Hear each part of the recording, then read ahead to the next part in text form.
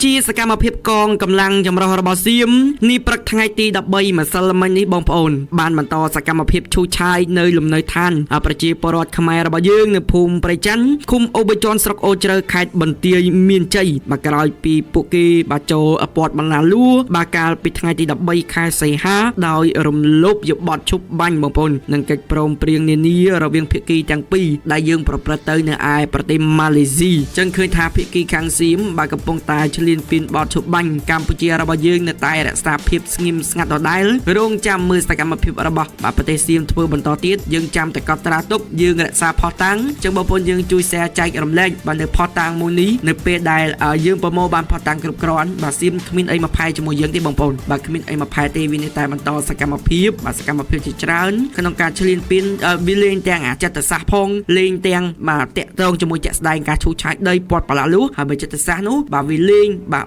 វាចាក់ភ្លេងចាក់អីចឹងទៅបងប្អូនហើយមិនសិនមិញដូចជាប្រអាបយកអីទៅចងខ្សែប្រហោះតាមដ្រូនទៀតចឹងសៀមនេះបាទល្បិចកលមែនតើចឹងបងប្អូនយើងជួយចែករំលែកទាំងអស់គ្នា